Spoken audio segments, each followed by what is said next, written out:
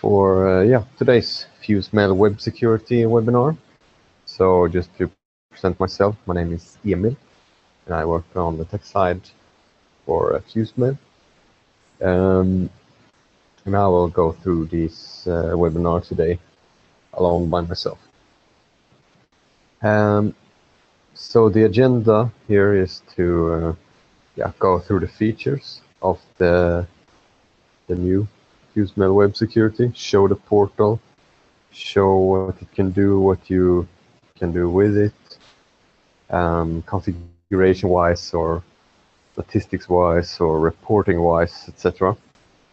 So it's an upgrade from what you use today. So we just want to have a feature demo of the portal where you configure your settings for this and see the data that you want to see.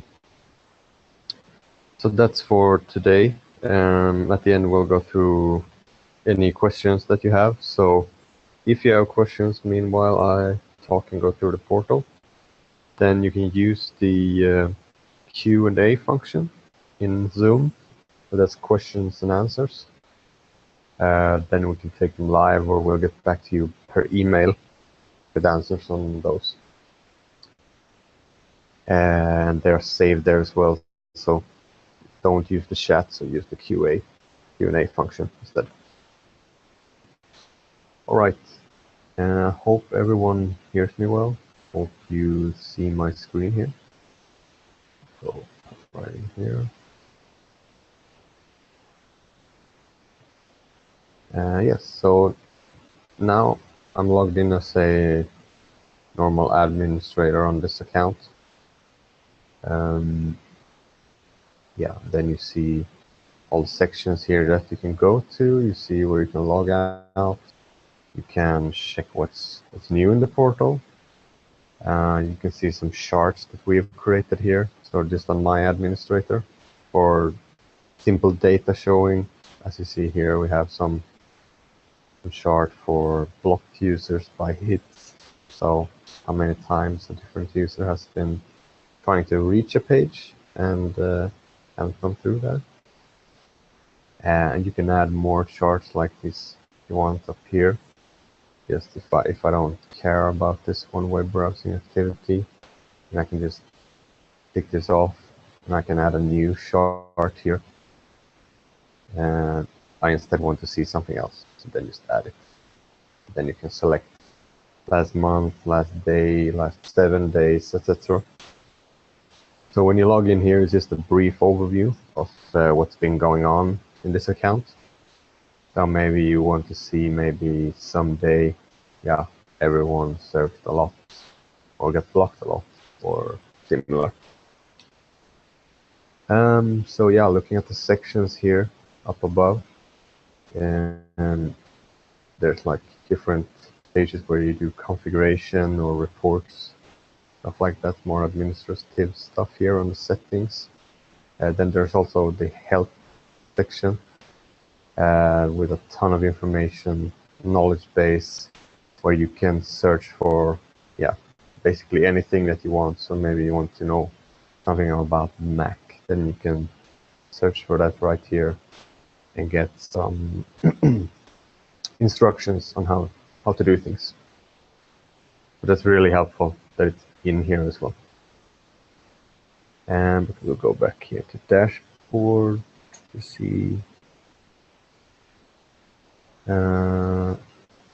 Just checking what's new before we move on to the next part. So as this is a service, then we're continually updating with new features and fixes and stuff like that. So if you haven't been in for a while, or you just want to know what's been going on, then you can open this one and see which area and what has been added or fixed or updated. So as you see here, there's a long list of stuff sorted by date on what has been changed. But it's also really helpful. So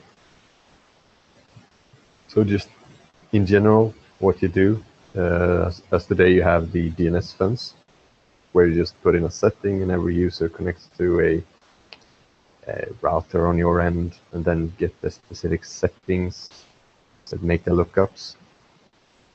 So this is very similar in a way, where you have several different implementation methods with this, with the new FuseMail WebSecurity. As either you can deploy a similar central setting, or you can deploy an agent that you install on computers, and you can mix these as well if you want. So you can use them in combination or separately. Both are in the same package, so just whatever suits your needs. So if you want something that's covering the office network, then you can set up as we call it, a gateway in your environment.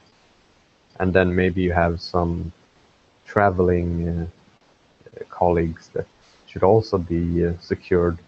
Then they can use the agent and connect to the best server that they're currently most close to. So then you can cover a lot of ends like that. We'll go through and check this more in the next part here. So we'll go to the next section here, which is web. This start page here is very similar to the dashboard, since it has these charts that you can configure. But we'll go through and look on the policy side. So policy here means the different rules that you set up and what you want to block or allow for users. So maybe you want to block, as you see here, inappropriate sites. Or maybe you want to allow something. If you have maybe social media blocked, that as a category, but you still want to allow LinkedIn, for example. So this is where you set up those kind of rules, where it triggers on either URLs, so different sites that you can or can't reach. As you see here, the action for these ones are block or redirect, but there's also a final action for allow. So you can mix this however you want, so it goes from the top to the bottom. So any allow rule needs to be above the block ones. So maybe you want to block a category, a specific category, or a URL. Then you can straight away here just look up any domain here, see which category they're in. So for eb.dk, that's a news category, and I can check LinkedIn to see where it's in professional networking, that category. So maybe you want to block those or allow those. Then you can straight away in here just make a lookup if you're unsure of where they're in. So we'll just go in and check one of these just to see how it looks, what you can configure, because this is more versatile than what you use today with the DNS fence, where it's just more of a applied and then go from there. So just looking at the preview of this, it's only set to match a specific web category and to log the traffic of that and to block. So if it finds a site that's in the gambling category and someone tries to reach that, it will be logged. So we'll check the logs here later on as well, and it will be blocked. Then a template shows up instead of just a normal arrow, and this template you can edit yourself in our text editor or HTML editor. So you can select your own logo, etc. We can check that also later on here on the settings. But it's pretty basic with a rule like this. If we were to let's say I want to select some more categories or URLs, then we can go in here, edit this rule. Here's just to make it active or not. Okay, if I want to set a specific time, something that it should all match, maybe a specific group. Maybe you have a Active Directory connection. You can also set that up here. Then you can point to different stuff in your organization, maybe a organizational unit, or you can create your own tags with groups here to trigger on. So maybe IT should have access to some pages, and the sales team should not have the same access. And you can also sort it by time. So maybe let's say you want to just set it to be between 8 and 12. Then you can set it to trigger only then. Maybe allowing Facebook between 11:30 and 12 or similar. So looking at just what categories can be matched. And then we've just added a web category here, and then you can change this to include more. Just looking at this list, you might be familiar with these kind of categories. But yeah, it's just a long list of different categories categorized by Svelo, which has categorized 99% of the internet. So let's say I want to block social networking, social media. Then I can just pick this in and then select it. And then it's on from there. And if I want to block a specific URL, then I create a category first with the URLs in it. And then I add it here. And then just select that category. The URL category. Maybe Facebook specific URLs or newspaper URLs.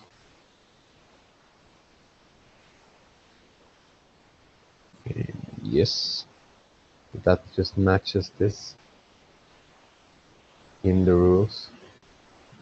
And then you select what you want to do with when this triggers. So maybe you want to block with a template or not. Then you can change which template to use for which rule as well. Or the other way around, if you want to allow something instead. Maybe you allow a specific category, or maybe you have everything blocked, but you want to only allow a specific category.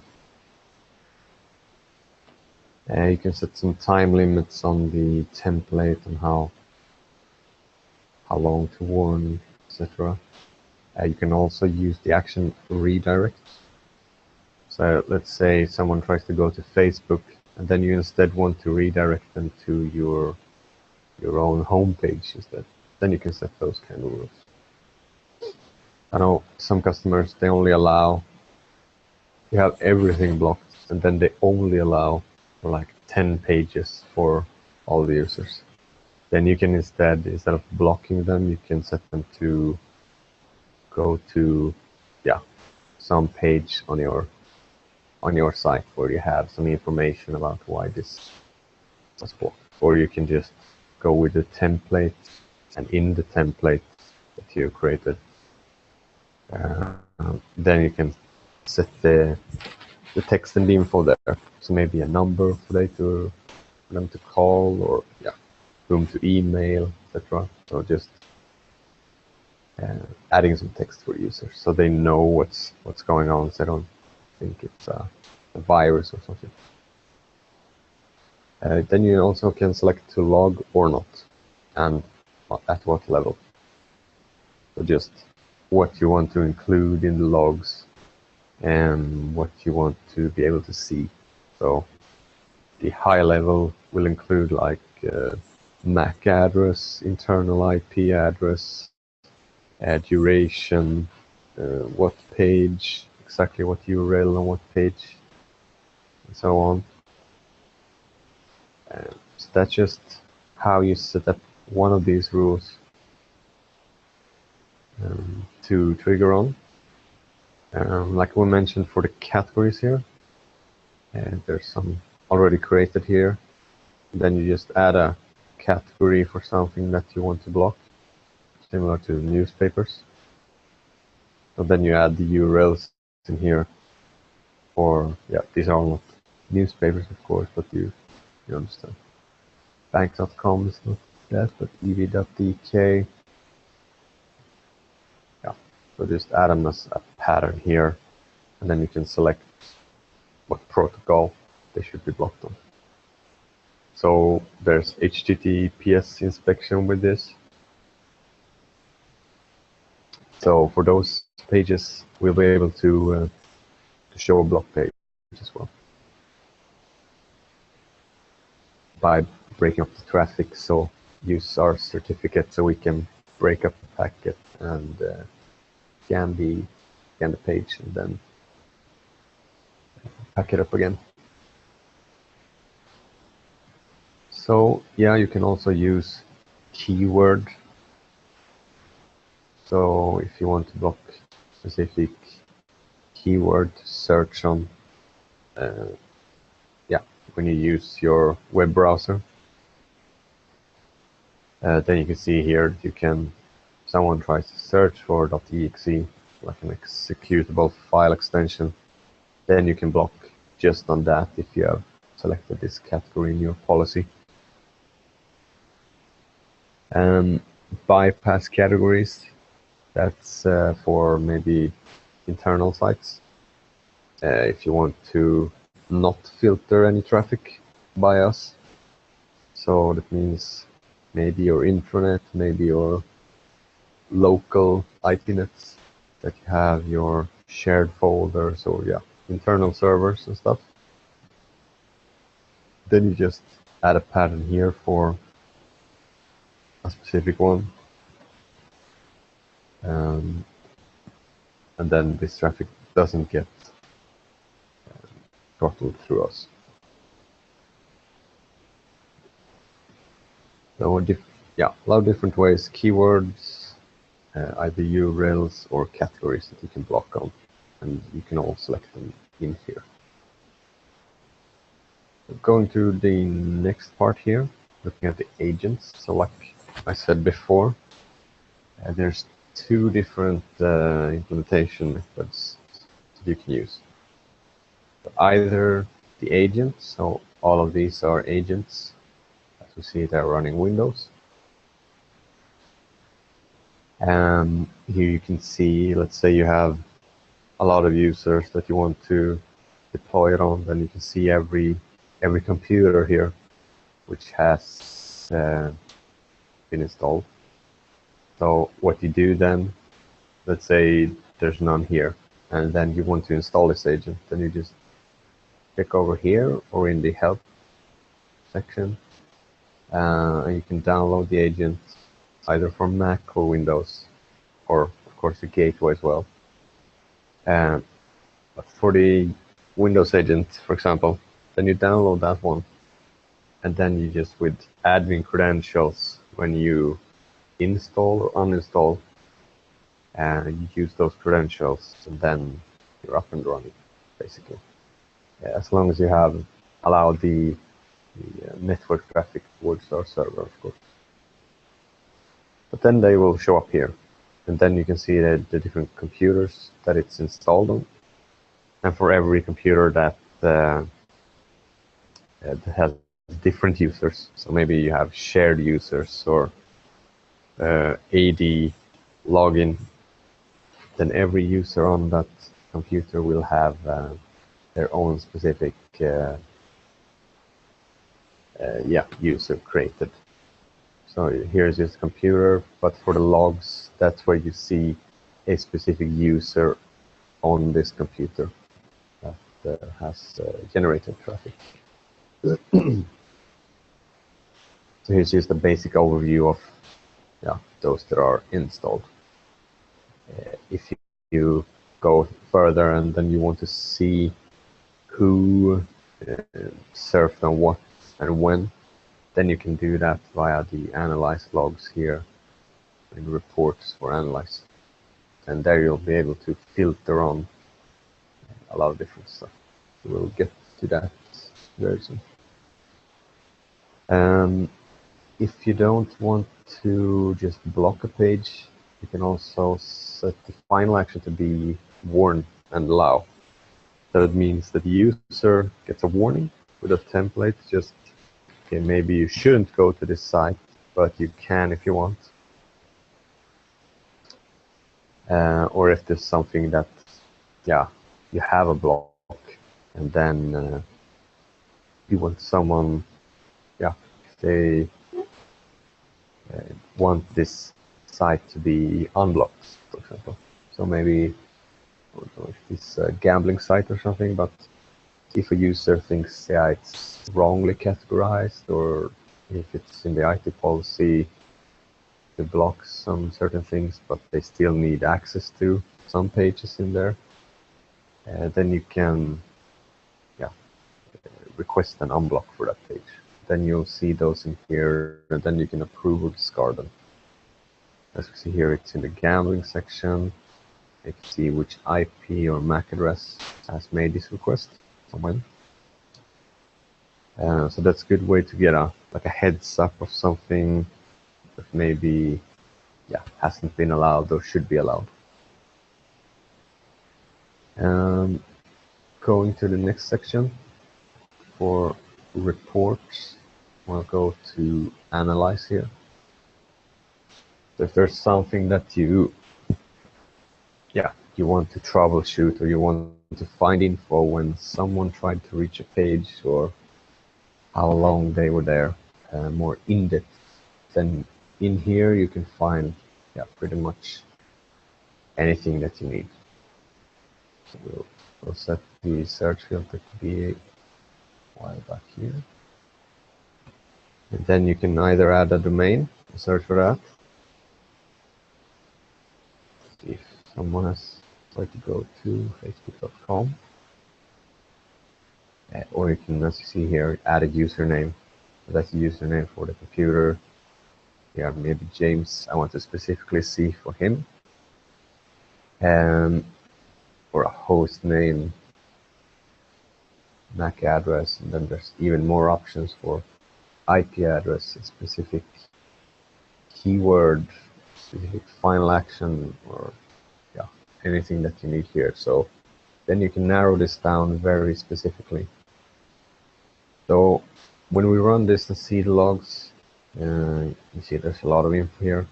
Like this is the high level logs.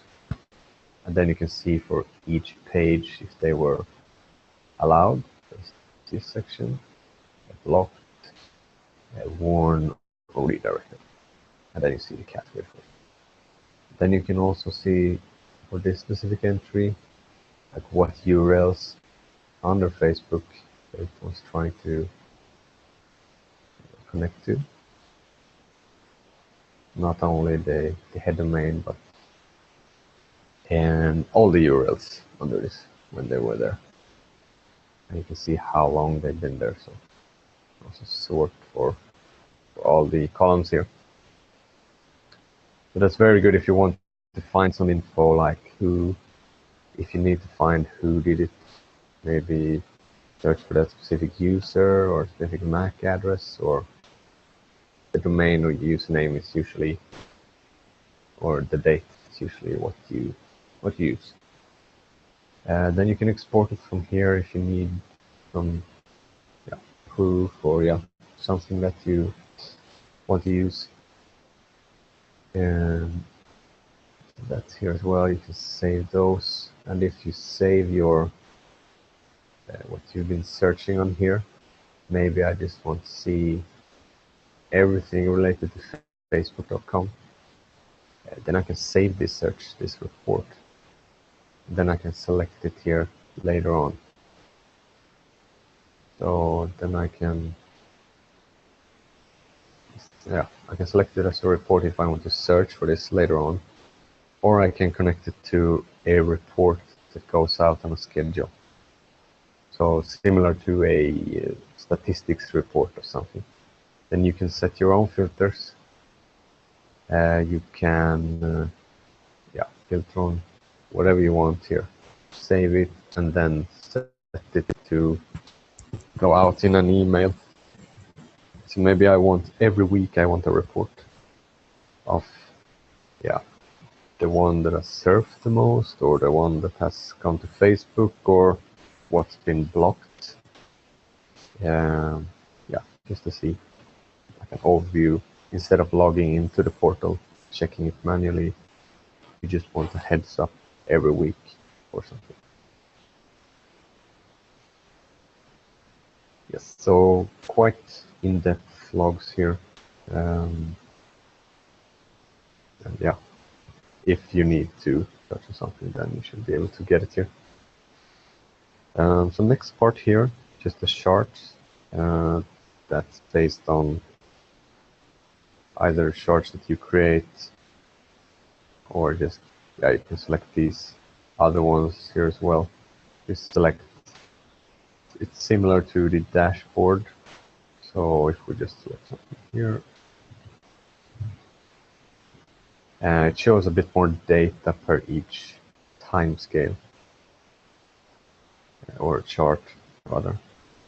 So similar to the dashboard, it's not just a small widget, so this is more database and several things per chart. So just select the web browsing activity here. Yeah, so then it shows more data. That's what. Going to the schedules, like I talked to, you create your own schedule that you want to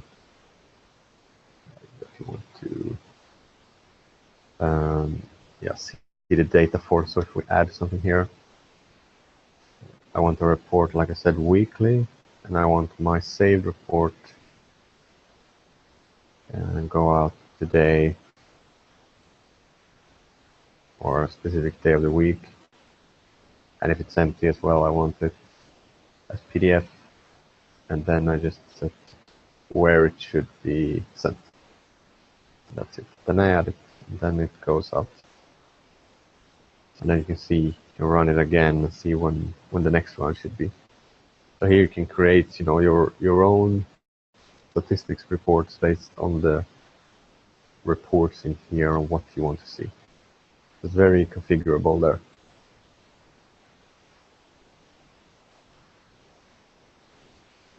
Yes, going to the next part here. So the audit log. It will log everything that you see in here. So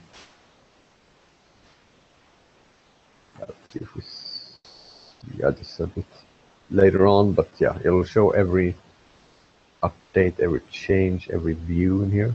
As you see, a lot of views with the profiles for different stuff and when and who did it, which username. So yeah, if someone added something by mistake, then you can go in here, check who did it, and maybe kick them. But just for everything to be logged, basically. So then they get a slap on the fingers if they've done something, or just something that you need to know. Going to the next part, settings. So we talked a bit before about the Active Directory. Oh, yeah. First of all, there's a lot of general info here as well that you can see your change. But for the Active Directory connection, then you can select specifically what you want to sync from your Active Directory. You just add here, and you just first select your domain and which IP or host name you should connect to from here, and you can connect over a secure connection. What you should log in with to your server, so just a basic read, I see here, used with read access. If you should sync the entire domain or a specific DN in your ID. Yeah, then you go from there. When you sync that, then you'll see under users and groups here, synchronized users and groups, and then you can select in here and yeah, just see what's been synced. And then you can use the policies to trigger on different groups that you have, maybe a different OU, like we said. And that's if you have a structure that you want to use in here as well. So maybe some people have some different rights on the inside, and they should use the same when surfing, and maybe they shouldn't. So that depends on your organization, on how you want it set up and how you should set it up.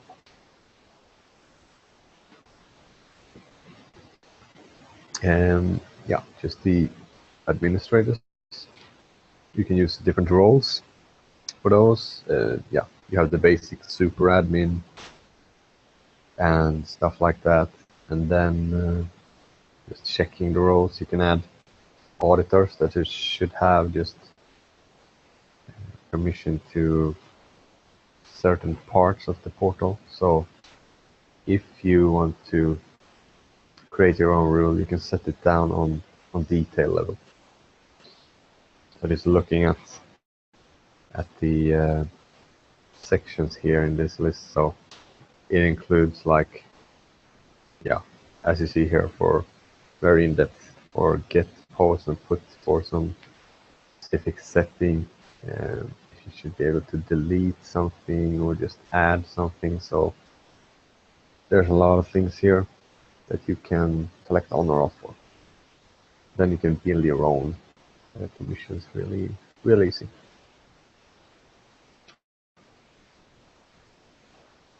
Yes.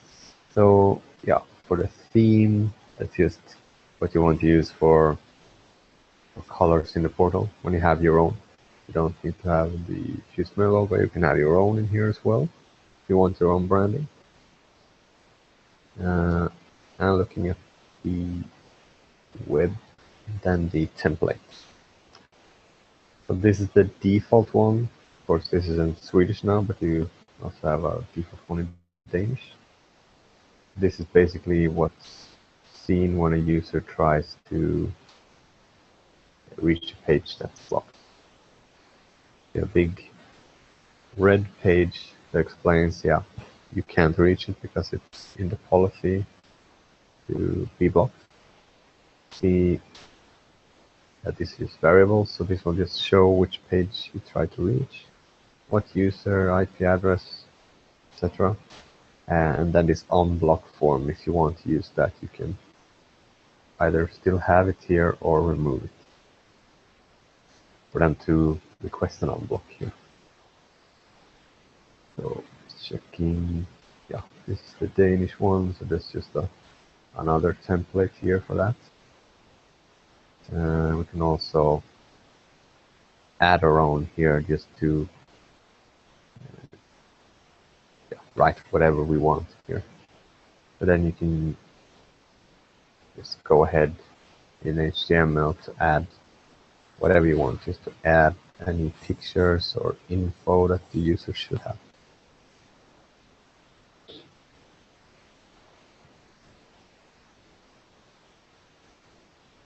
Yeah, that's that. Yeah, so you can, I mean, when you set this up, just to implement, and the easiest way is to get in contact with us so we can help you, just to show the knowledge base and show which articles you should follow to allow firewall traffic. You want to use the gateway and the agent, and we'll send you links on that. And maybe you've had a meeting already with sales on our end. If not, then you will have it real soon. So go through like more hands-on, know what to do there. Just checking the next part here for the help section. knowledge base. You can also find it yourself in here, or if you go to our branded page in your browser, help.clouduss.com, then you can see this knowledge base as a. It's easier if I just go to.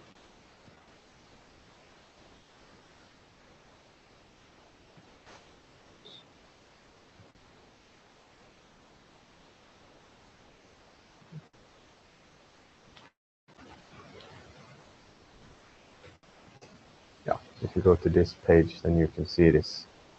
Is there anything you need to know? Maybe about the certificates or the Windows agent, or what IP addresses you should allow, or yeah, the USS gateway for networks, how to get started, what you need to install it.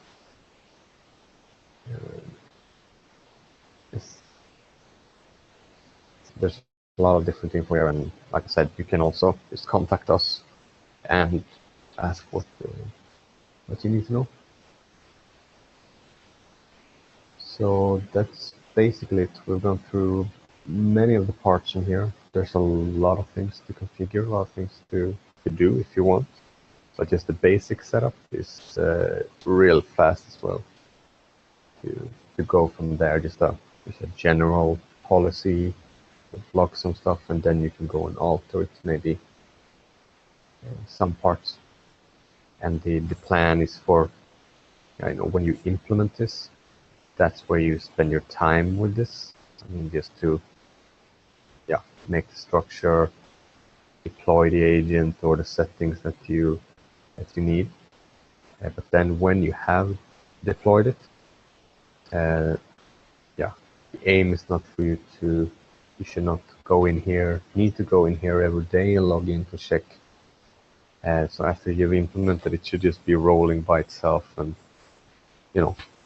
the filtering should already be set up. So you don't need to configure something every day or every week. It should just be ongoing by itself.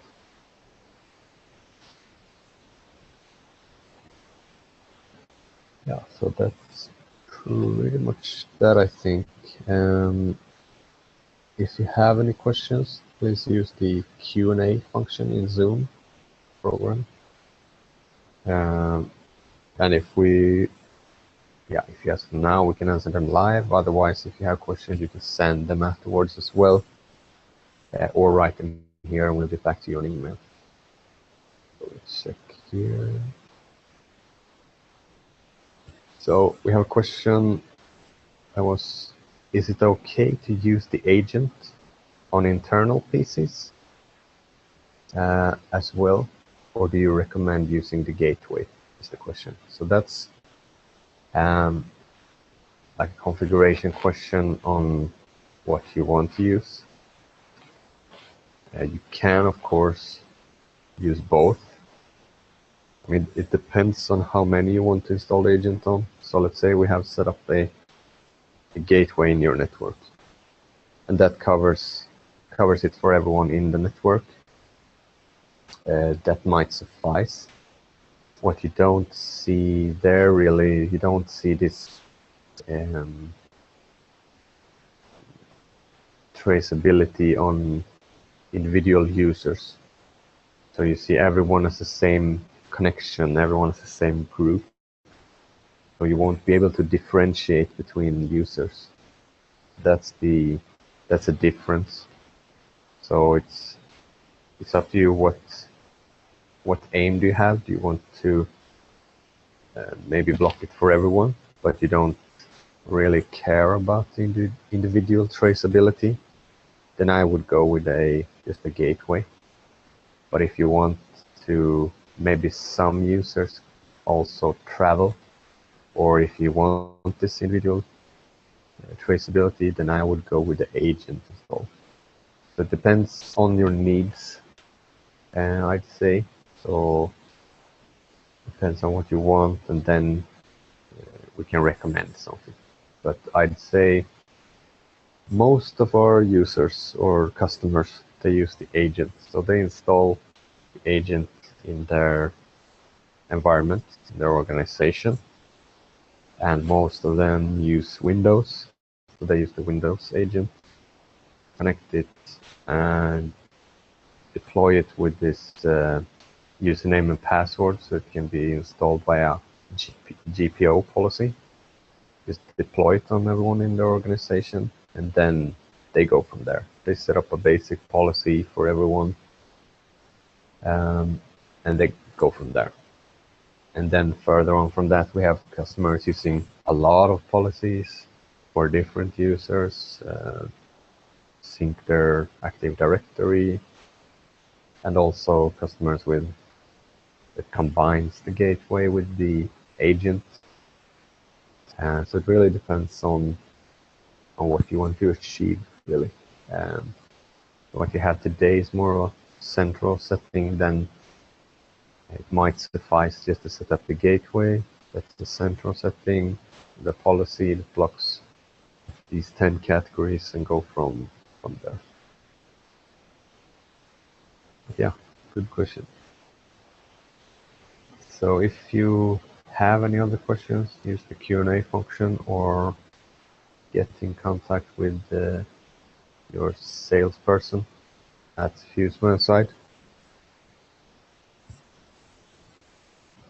and you'll get more information and instructions and etc. They can get you set up with an account just to test with, or just to go on with, to start deploying. And you can of course deploy it on one computer first, and then go to the next successfully. Just to test it, maybe IT tests it first, see how it works, see what categories are blocked, etc. And then you go from there, step by step, to deploy it. Yeah, so I'll leave this open for a few more minutes here. If you have any questions, then just use that for now. Otherwise, thank you for today. Hope you learned something. Hope it was interesting and some good features. And yeah, just get in touch with us if you have any more questions. So, thank you.